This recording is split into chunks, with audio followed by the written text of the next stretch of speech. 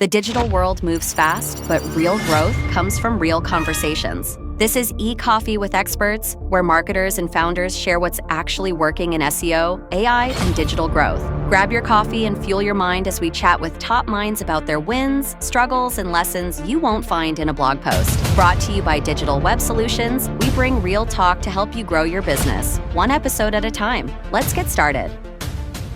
Hey everyone, Victor here back with e-Coffee with Experts. And today is actually the second time that I'm recording our special guest of the day because the first time didn't work out. But you see, in life, a lot of things don't work out until you study, until you learn, until you better develop yourself to be able to achieve success in the next round. And this is exactly what I did with my own self and exactly what Rupert does at Debrett. If you are in the need of realization and you need to uphold and how can I say, improve your own potential, unlock it, even for your business, your wealth station in your life, Rupert and the Bratz are the people that will and can help you across all of those fronts. But alas, I know that you guys don't like me talking very much. Why don't we give the mic to Rupert and he can introduce himself? Rupert, my friend, great having you here for the second time. How's it going? Victor, delighted to be back. And thank you very much indeed. The energy itself is already such an amazing one that we're having the conversation yet again. And of course, now I know some of the answers of the questions that I will be asking, but the audience, I promise you guys, is a very much well worth your time episode. We're going to be delving on luxury. We're going to be delving on etiquette. We're going to be delving not about SaaS and tech, which is important, but this can be applied on every single market in every single field of your life. So let's start. Rupert, once again, thank you for being here. We know you as the coach and a consultant at your own firm and at the Bretts as well. We also know you as an officer, a former officer of the British Army. So it is an honor having you here, both as the Bretts and as a former officer. I imagine the UK must be very proud and very thankful of your services. I am not because I'm not British, but I am thankful for your participation here and as the great person that you are. There is a quote in your website which says, "A knowledge of etiquette has allowed so many of our clients to achieve remarkable success in so many avenues of life." Why don't we start with that? Why don't we start with your view of etiquette, with your view of your own market, the things that you do, and we can move forward from there. Very good. Thank you. Etiquette for us is, let me tell you what etiquette isn't, first That's a of great all. one.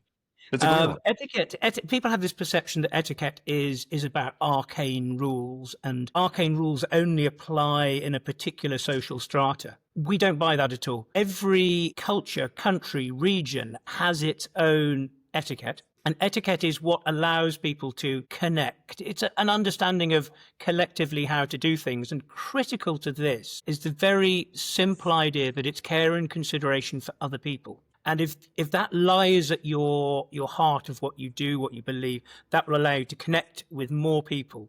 It allows you to pay attention to more people, to understand people better. And whatever you're doing, whether it's in social life or whether it's in business, if that lies at the heart of what you do, that allows you to have greater reach, greater potential, greater understanding, greater impact on other people. And that's what we do. Is this something that you learned from the military, or were you always very much keen into behaving and etiqueting yourself? Yes, I guess a lot of it's what I learned particularly in adult life for me. And actually my early adult life was spent in the military. And the great thing about that is that you go from a very, if you're back in your military base, we had a particular set of rules that governed how we connected with each other socially. And then there's a different set of rules as to how we connect with each other professionally, how we connect with all of the other people in the regiment, the soldiers. And then, of course, I was lucky enough to travel around the world, and not everything that I was involved in was combat. A lot of what I did, most of what I did was almost peacekeeping, diplomatic. Oh, that's even better.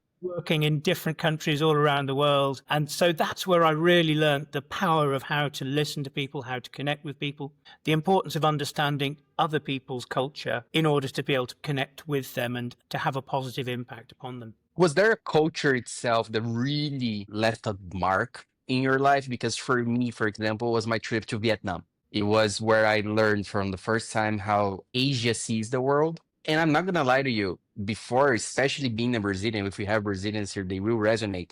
but we grow up very much fond of the American culture. We learn to embrace the American culture. We want to be Americans. We want to travel to America. That's the whole general dream of a Brazilian. But then once I was on the other side of the planet, very much on the opposite end of the USA, and I saw how things are without any propagandas in between, it changed my whole concept of life. Did you go through a similar experience? I think every deployment that I did reinforced the idea that it's not about me imposing my own culture on other people, but about understanding and compromising, meeting in the middle, finding ways of connecting. In many ways, the most alien was going to Africa, and I spent some time in Sierra Leone. And there firstly, I was part of a team with 25 people from 17 different nations from all around the world. But then, of course, to a certain extent, living very much amongst the Sierra Leonean people and trying to understand, firstly, about their culture, but again, to understand what they had been through. Their country had been in civil war, and a brutal civil war for the 10 years prior to my getting there. And so understanding what they wanted. They wanted peace, development, growth. They wanted interest from the outside world. And so that was a truly fascinating experience and a hugely positive one, because that was effectively a third time at trying to establish peace in the country. And I'm pleased to say it stuck. And so it was a very positive experience, and that the country isn't without its difficulties, but it continues to this day. I'm pleased to know that you did a difference there. It's always important no matter where. Well, talking about making a difference, because again, I think this is a very good example that you just gave us, and resonates with what I saw from Vietnam as well. People wanting to be embraced, people wanting to develop themselves, very recent war. So let us live, let us grow. I think that's their motto. That should be, at least. But those changes, those different ways of viewing life, the experiences that you've been through, definitely help with the breaths and the work that you're putting in right now. But first of it all, what drew you in? What drew you in this world of etiquette, luxury, well behaving, understanding how to position yourself? What was the spark where on the night before you signed the contract, you looked at the ceiling of your bedroom and you thought to yourself, this is what I want? What was it? Debrett has an amazing history. So it's a company that is 256 years old, and it's had an association with royalty, with people with titles. Then it's developed that into an association with etiquette, and it is at its heart a publishing business. And what they wanted me to do is to be able to share that knowledge, to share the knowledge of etiquette, of British values, and to share that with a wider audience through coaching and training. And it absolutely made sense to me. I thought, yep, this is something that will make sense to other people, individuals, to companies. That sounds perfect. And because of the history and my history in the military, it all sort of coalesced beautifully. And that's great.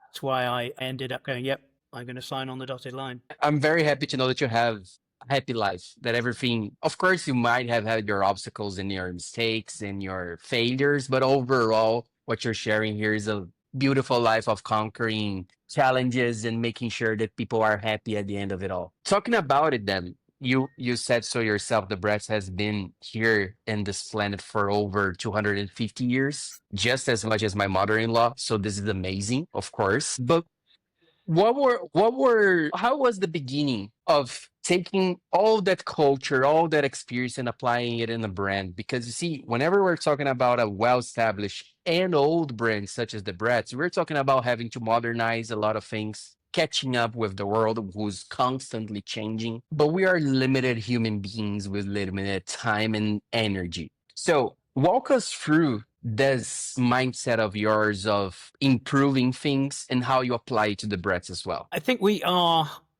very clear about our values as a brand, which is to say we do things properly. We don't rush things out. We don't do things slapdash. We make things look beautiful, look perfect. And that is, as you say, with the pressures of the commercial world, that is often hard to do, but we believe it's important. It's about presenting your best self to the world. And in the sense that if you went along to a job interview, you wouldn't go in scruffy clothes, you dress up. Well, we take the view, let's do everything. properly. And once you've got that in, then it doesn't matter which medium you're communicating in, whether you're on paper in books, whether you're communicating digitally, whether you're doing podcasts, webinars, any of that sort of thing. We still have our core values and we stick to those because we think it's a courtesy to other people to show our best self. That's true. That's what we do. And then particularly when you're working with companies in the luxury space, luxury retail, finance, those sorts of industries, they really want to show their best selves, and we show people how to do that. I have a very close friend of mine from Brazil. He's a lawyer, and he was the first one to introduce me to the idea, the concept of luxury, depending on where you are, not only is, I wouldn't say necessary, but it is expected. So he told me, like, Victor, I can't go to a well-established family company who has been running their business for 80 years with broken down car, jeans, and a polo t-shirt. I just can't. I wish I could, but I just can't because they already are used to a, and when we say better, of course this is all subjective. There must be, of course there are people from all over the world who sees luxury etiquette as something old fashioned maybe, or something that they would never want to be a part of, and that's fine, you do you. But as you said so yourself, there are markets that are expecting this and they want to keep this tradition. So in your experience and with the conversations that you already have with the customers that you had, how can these businesses that need etiquette use this to communicate themselves better and to make sure that they stand out competitively, even in today's fast-paced, tech-driven environment? Is there something, is there like a bread and butter that every company needs to follow if they want to follow the etiquette route, the luxury route? Or is it still, even though we're talking about suits and nice presentation, is this still something that we can adapt for each and every company? One of the things that I work with companies is I often ask them, what's their USP? What's their unique selling Perfect. point? And often they'll say, oh, we offer this particular product or we have this particular service. And I say, well, that's not unique. A number of companies do that. And sometimes they'll identify points of difference where they're particularly good at something, but there are other companies who do that quite well. Really, what I'm driving at is the thing that is unique about a particular company is the people in it. And Of course. people buy people. Yeah. So it comes back to this idea of showing your best self and delivering. People's perception of a particular company or brand will often be the person that they associate with it, and whether that's true. the person that they deal with in a boutique, the person who's their personal manager, whether it's in something like finance, and it's that person is the front end of that company. And that's why it's so important. If you've got a really high-end, valuable brand, that's why it's so important that the people representing it absolutely show themselves in the best light, because that reflects on people's perception of the brand. So that's why we work on all of these. Is there an example that you can share here with us today of, you don't need to say the name of the customer, of course, but can you talk just just briefly about a company that approached you with those difficulties and managed to get a very nice result out of it? Yeah, let me think. Over the last 8 years, there have been lots of companies. I imagine. Working in private aviation was a really interesting one. There it was a question of showing what really great service looks like. And often what happened is that the company was a global aviation, aviation, private aviation. And they had clients in the US and clients in Europe. And what the clients from the US were discovering when they went to Europe is that the service was higher there. Oh, really?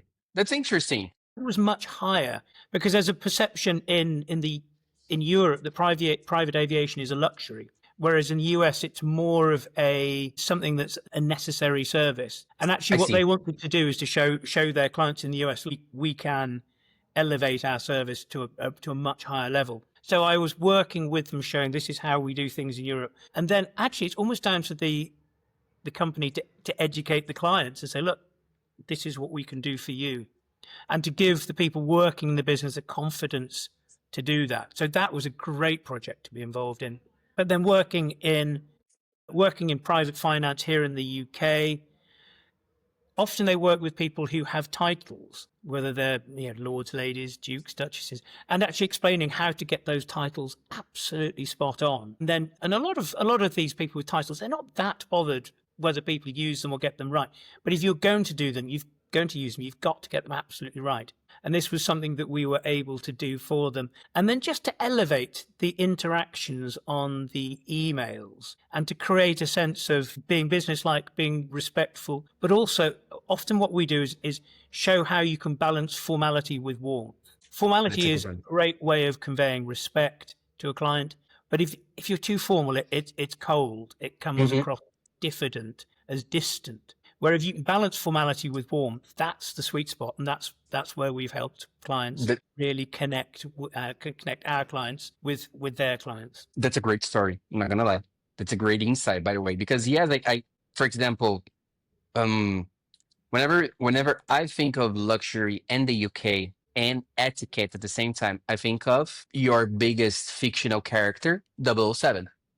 Right? I think he embraces everything that we're talking about here. And at the same time, he is such a nice guy, a badass. And, all the movies about it. Of course, fictional, but still, there must be real life 007s all over the world. And it is, as you said, whenever we put a suit, if we are cold, if we are distant, I even feel like it can portray the idea that we are not worthy of our own time. What I mean by that, if I dress myself nicely enough, my grandmother taught me this, always overdress, not if you're going to a beach, but whenever you can, always overdress, because at least if people make fun of you, they're making fun because they're jealous. This is her own words.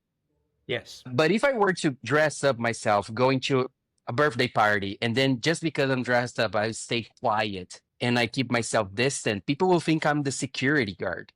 People will think that I'm a butler. I don't know, because we already have this conception of quietness sometimes being a servancy role, right? You stay quiet, even dressed up, just because you need to stay quiet. Nobody's paying to hear you. So I understand what you're saying and the need of, yes, dress yourself, but always keeping it warm. And this combo that I just said is a storytelling of a person, right? It's somebody telling their own story.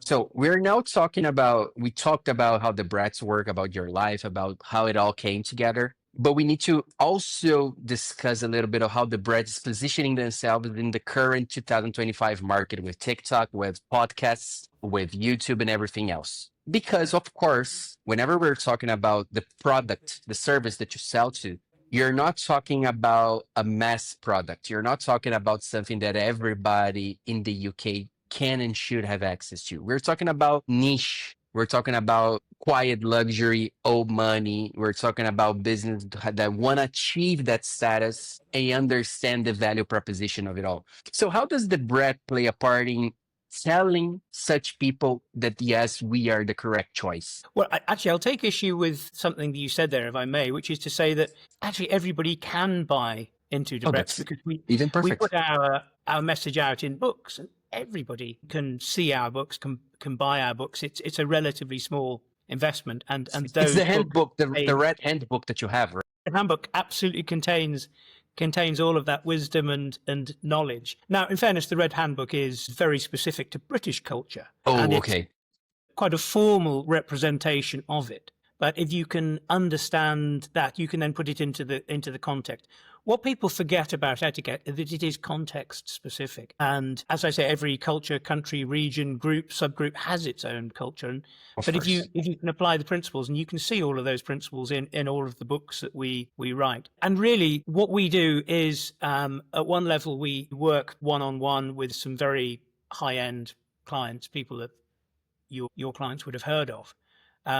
But also we, at the other end, we publish books that everybody can buy and read. So that's how we balance it. And really, my role now running Debrett is to ensure that we broaden our reach and that we will continue to publish books. We are a publishing company at heart. Of course. We're going to make our knowledge and experience available to a wider audience. We're going to start a podcast in a few weeks' time, and that's great because that can go out to the world. And we have all of our information available on our website, and people can subscribe and see everything that we do. And we're constantly building that. There are thousands of pages on on our website, which is quite a quite a challenge to manage, but that contains a lot of our wisdom too. So actually, we are making the most of the opportunities of the digital world, and we're going to share that knowledge with a wider audience. That's I'm looking very much forward to the podcast. I'm not gonna lie, I'm looking very much forward to it. Everybody else who's watching us to this moment, you're gonna find all Rupert's and the Brett's links in the description below. Definitely the podcast will be there as soon as it's aired, so we will update it, don't you worry. But moving then, taking the podcast now as a point of interest and conversation, as we're doing right now, we are leveraging this content itself to be used across all over the internet so that more people can know about us, will know more about the Brett, will know more about DWS, will know more about Rupert and Victor. So it is very much important nowadays to expand your personal branding. It's a term, right? It's not a term 10 years ago. Nobody was talking about personal branding 10 years ago. If they were, I imagine they're very much rich right now because they were the pioneers of this industry, which is very much heated at the moment. And you, the Bretts, have been doing personal branding for 250 years. So it's such a such a natural concept for you guys already to understand etiquette that I can feel that you already have a head start compared to everybody else by knowing what you're doing. So let me ask you this: what's the mindset, what's the strategy behind the podcast that you're going to be releasing, talking about your market, about your niche? Who are you going to be interviewing? Who are going to be the guests? What's the conversations that are going to be having and they're going to take place in the podcast? Well, we're still building this fabulous idea. I think the one thing I particularly wanted to do, since they've now put me in charge of Debrett, what I want to do is to put more of a human face on the business. That's great. In the past, there is a possibility. I talked about formality, and there is a possibility that Debrett's might have been seen as a little too formal. So what I want to do is to maintain those values that we have of doing things properly and doing things well, but bringing that warmth to it and putting people in front of the microphone and really bringing everything to life. And what we want to do is to explain, how does the royal family work? How does the peerage work? These people with titles, and then these people with letters after their name, where do they come from? Why do they have them? And then to explain a lot about Britishness and about British etiquette and why British people do things in a particular way. And then as time goes on, we're going to expand and look at international etiquette. I already work a great deal with clients talking not just about British etiquette, but talking about international etiquette. And I think that's one of the directions the podcast will go in.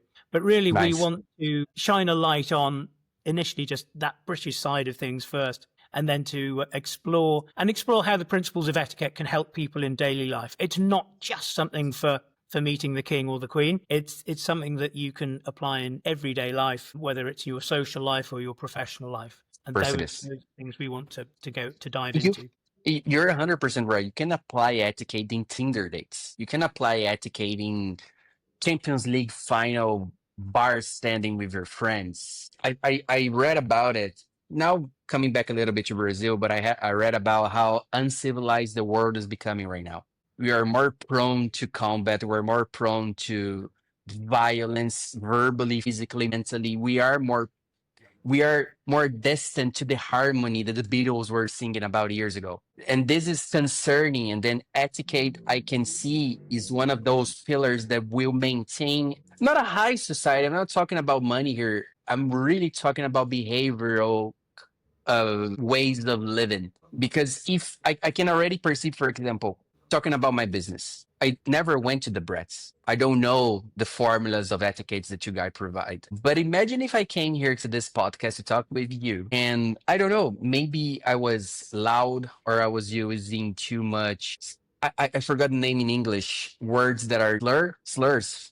Slurs, yes, yep, Yes. Imagine if Victor wasn't prepared to deal with someone like Rupert. What I see from knowing more about etiquette, it's not that you should 100% 24/7 apply fancy clothing, fancy posture, and fancy words. It's about knowing how to adapt your communication with those that you're talking to. If I am talking to a barista, I'm not going to come today and say, "Good morning, my lord. I hope you're doing well. Can you please establish me an amazing drink, beverage of your own knowledge and etiquette that you have been providing for several years?" No, I'm going to say, "Hey, guy, good morning. Hope you're doing well. Can you please give me a black coffee. This is etiquette, right? Because I was thankful, I was in well manners, I was taking attention of that person. So everything we're talking about here comes of having good communication, no matter who you're talking to.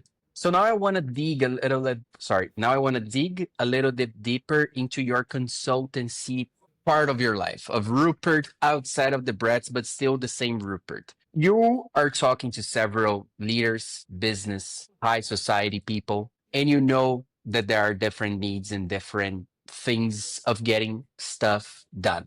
Are there any emerging trends in leadership and communication that they should start preparing for today to stay competitive tomorrow with the things that you're already seeing, with the technologies that you're already looking for? Is there something that you know is going to be the next big thing at the Brett's and at Rupert's life that you are also right now starting talking about? I think our principles will stand us in good stead. The principles that we adhere to, which is care and consideration, reform, treating everybody with respect.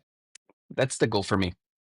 And that absolutely holds true. What is fascinating, interestingly enough, is that when you're dealing with AI chatbots, the politer you are to AI chatbots, the better answer they give. People are still not entirely sure why that's the case, but I think generally speaking, when you're politer, you tend to give more context. You tend to explain yourself better. And I find that absolutely fascinating that interactions with AI chatbots are better by being polite to them. Very much polite to my chatbot. Yes, I'm very much so. And I hope that that actually creates a very positive. I think the principles don't change. I think it's the means of communication that changes, and AI is absolutely driving that at the moment. And we've already started behind the scenes dipping our toe in that particular water. For us, as far as AI is concerned, it is a huge opportunity for us. We are adamant that we won't make any compromises on the service that we deliver. And so we have to be absolutely sure that AI gets things 100% right before we would even consider using it. And we're still very much a human-driven business. Everything we write is human-driven. We don't use AI to create content. So these are the trends that we're aware of. We are conscious that they are opportunities for us. But also it's a threat in the sense that we've got to be absolutely perfect and be certain that what AI does is as good as what we can do as human beings. And it's not there yet. It's not there yet. We're interested to see how that develops. Coming into this conversation about AI and coming to a close, you say yourself that manners make the manager. And we are talking about managers who are right now handling remote teams that they can't see in front of themselves. We're talking about managers who are dealing with AI generated activities inside their own team. And we're dealing with managers that are also being pushed towards excellence in the AI age. Because right now it's so much easier to gather knowledge and to give a perception that you know what you're talking about, that everybody can start, doing it. Everybody now can start a YouTube conversation about etiquette if they go to a chatbot before and they ask that chatbot, give me 10 key points to talk in a video about etiquette. So it's easy to, it's easy to give a perception that you know what you're talking about. But once you dig just a little bit, you can see sometimes that person doesn't know what they're talking about, or that content itself is AI generated. So my last question to you, Rupert, which is sad because I wish we could stay here for longer and longer. But my last question is 2025, we're almost at the middle of it. Apple will release the new iOS. Not sure if you saw about it, but the new iOS will be iOS 26 because it's going to be about the year. It's not going to be about the number anymore. It's just a little bit trivial, but we're almost in 2026.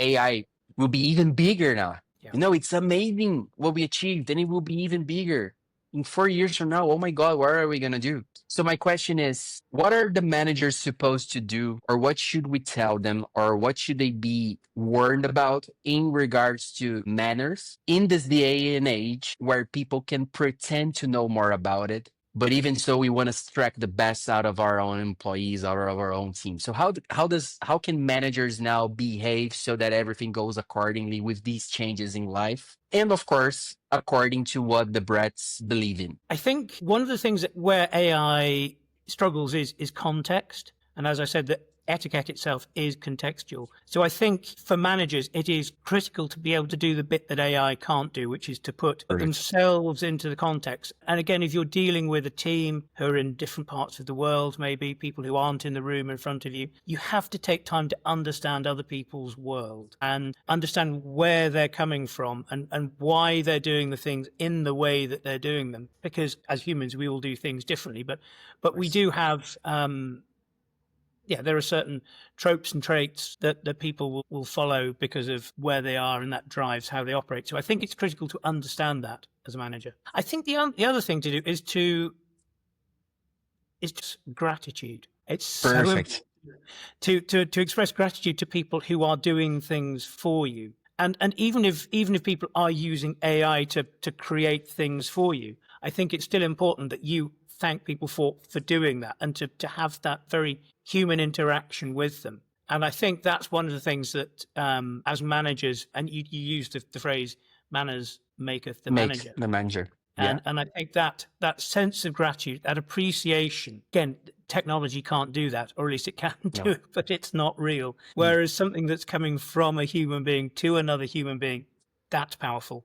That's the thing that we must all focus on. And that's how the breath can help. Absolutely. Rupert, thank you so much for the conversation. For the second time, this was an amazing conversation, really.